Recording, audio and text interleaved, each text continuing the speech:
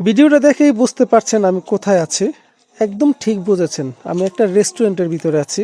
রেস্টুরেন্টের অবস্থান দক্ষিণ বাঙ্গুরা বাজার। রেস্টুরেন্টের নাম হচ্ছে কাবাবগড়। আজকে হঠাৎ করে আমার বন্ধু আমাকে ফোন করে এখানে নিয়ে আসছে। বলছে, ইমরান কোথায় তুই? বাঙ্গুরা বাজারে আস। বাঙ্গুরা বাজারে আসলাম, আসার পর বলতেছে, চল তোর নিয়ে আজকে এগুলা খাবো।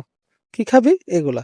তো আমাদেরকে খাবার করে পরিবেশন করার আগে আমি দেখলাম ৩-৪ জন মানুষ কিভাবে খাবারগুলো তৈরি করে। এই দেখেন, মুরগি, তারপরে হচ্ছে সালাদ কিভাবে তৈরি করে আমি দেখতেছি। সালাদগুলো আসলে এরা কিভাবে কোটে।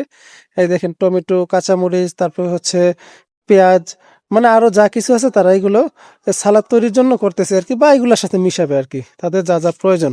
আবার এখান থেকে এরা আসলে রান্নাটা করে নেয়। তো দেখেন কত সুন্দর হবে। এখন একটা জায়গায় দেখেন কিভাবে আগুন জ্বলে উঠছে। আমার কাছে বিষয়টা অনেকটাই আকর্ষণীয় মনে হয়েছে। এই কারণে আমি প্রথমত তাদের সাথে দেখলাম। আর নির্বাচনের কারণে ভিড় একটু কম, সেই হিসাব করে খুব বেশি মানুষও নাই। আমি চিন্তা করলাম যে তারা এগুলা কিভাবে তৈরি করে সেগুলাকে দেখি। এখানে যে 4-5 জন মানুষ আছে এগুলা তৈরি করে, তারা অনেক দক্ষতার সাথে এগুলা তৈরি করতেছে, আর মানুষের সাথে খুব বেশি মিশে কথাবার্তা বলে। আমি অনেক কথা বললাম। পরবর্তীতে রেস্টুরেন্টের ভিতরে আমি প্রবেশ করলাম। প্রবেশ করার পর সবকিছু আপনাদেরকে দেখানোর চেষ্টা করলাম। আর পাশের সিটে একটা মহিলা বসে থাকার কারণে আমি আসলে ওই দিকে ক্যামেরাটা নিচ্ছি না। আমি চাই নাই আমাদের একটা মহিলা আসুক আর কি। এই হচ্ছে আমার বন্ধু। সে আসলে আমাকে নিয়ে আসছে এখানে খাওয়ার জন্য। তো দুই বন্ধু মিলে এখানে বসবো। এই দেখেন, আমাদের জন্য কিন্তু নিয়ে আসছে। এই দেখেন, নিয়ে আসছে মুরগিগুলোকে কেটে কুচি কুচি করে, তারপর আমাদের জন্য নিয়ে আসছে। আর ওইখানে রুটি নিয়ে আসছে আর কি খাওয়ার জন্য।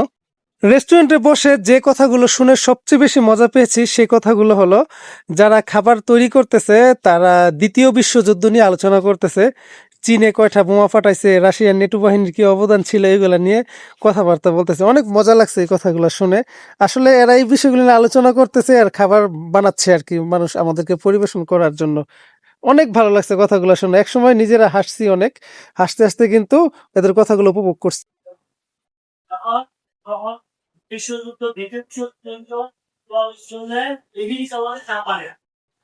হ্যাঁ, সব জানে আমেরিকার লোকে জাপানে কত যুদ্ধ হয়েছে।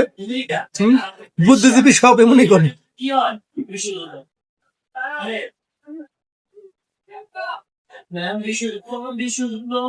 যখন হয় তখন না বাংলাদেশ স্বাধীন হয়েছে না, তখন পাকিস্তান স্বাধীন হয়েছে না, তখন ভর্তা এই যে এখানে নিয়ে নিছি সারুন, মানে সেই সাথ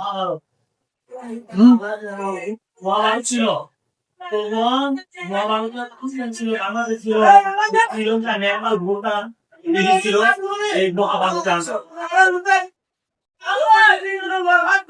সেই সাথ